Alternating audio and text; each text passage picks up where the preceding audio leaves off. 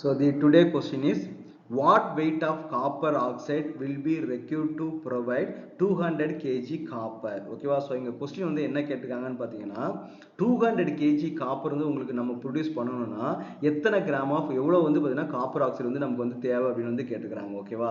So அப்போ வந்து என்ன பண்ணுறாங்கன்னா இந்த இதுல வந்து பார்த்தீங்கன்னா 4 ஆப்ஷன் கொடுத்துருக்காங்க. ஃபர்ஸ்ட் இந்த ப்ராப்ளத்தை சால்வ் பண்ணுறதுக்கு நம்ம என்ன பண்ணா இது காப்பருக்கும் அண்ட் காப்பர் ஆக்சைடுக்கும் வந்து பார்த்தீங்கன்னா என்ன ரிலேஷன்ஷிப்னு வந்து நம்ம பார்க்கணும். ஓகேவா? அப்போ என்ன பண்ணுறாங்கன்னா காப்பர் ஆக்சைடு என்ன பண்ணுறாங்க, இது வந்து கைண்ட் ஆஃப் த ரிடக்ஷன் தான். காப்பர் ஆக்சைடுல இருந்து பார்த்தீங்கன்னா ஆக்சிஜன் வந்து நம்ம ரிமூவ் பண்றாங்க. அப்போ removal of oxygen is called the reduction. ஓகேவா?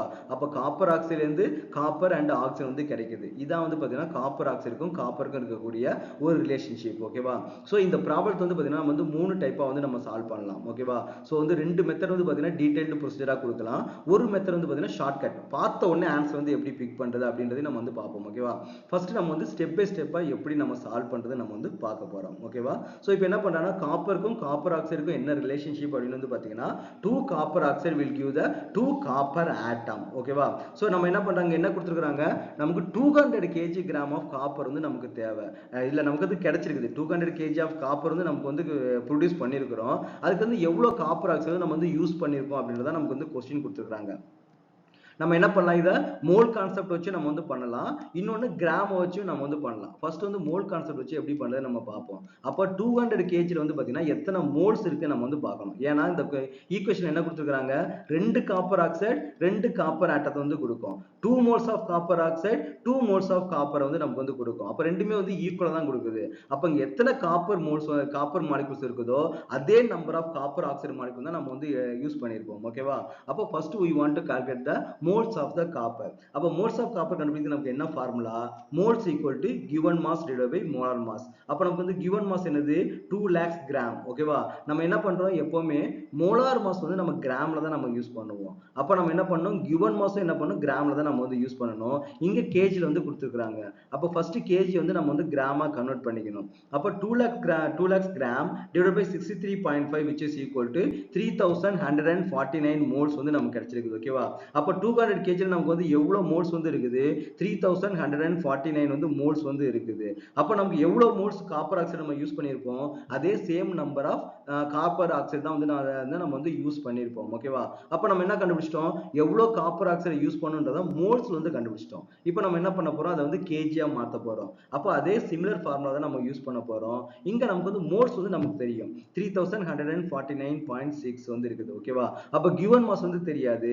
அதுல வந்து பாத்தீங்கன்னா மாலிகுலர் மாஸ் வந்து நீங்க சப்ஸ்டிட்யூட் பண்ணீங்க அப்படின்னா you will get the எவ்வளவு கேஜி வந்து நமக்கு வந்து கிடைச்சிரும். அப்ப எவ்வளவு காப்பர் ஆக்சைடு வந்து நமக்கு வந்து யூஸ் ஆகுது, 250 kg வந்து நமக்கு யூஸ் பண்ணியிருக்கிறோம். அப்ப நமக்கு இங்க ஆப்ஷன் வந்து என்னன்னு பாத்தீங்கன்னா சி தான் வந்து பாத்தீங்கன்னா கரெக்ட் ஆப்ஷன். ஓகேவா? இது எப்படி நம்ம ஷார்ட்கட்டா பார்த்த உடனே ஆன்சர் வந்து பிக் பண்றது அப்படின்னு வந்து பாத்தீங்கன்னா நம்ம என்ன பண்ணிருக்காங்க, காப்பரும் ஆக்சைடு வந்து எடுத்துக்கிறாங்க. ஓகேவா? காப்பர் அண்ட் ஆக்சைடு இது வந்து மிக்சர் கிடையாது. நம்ம வந்து ஜஸ்ட் ஒரு இமேஜினேஷன் பண்ணிப்போம். காப்பர் ஆக்சைடு இருக்குது, காப்பரும் இருக்குது ஆக்சைடும் இருக்குது. அதுல இருந்து ஆக்சைடை தனியா எடுத்துட்டு காப்பரை மட்டும் நம்ம வந்து வச்சிருக்கிறோம். ஓகேவா? அப்போ காப்பர் 200 kg இருந்துச்சுன்னா அது வித் ஆக்சிஜனோட என்ன இருக்கும், கண்டிப்பா 200 kg விட அதிகமா தான் இருக்கும். ஏன்னா ஆக்சிஜன் வெயிட் வந்து அங்க ஆட் ஆகும் இல்லையா?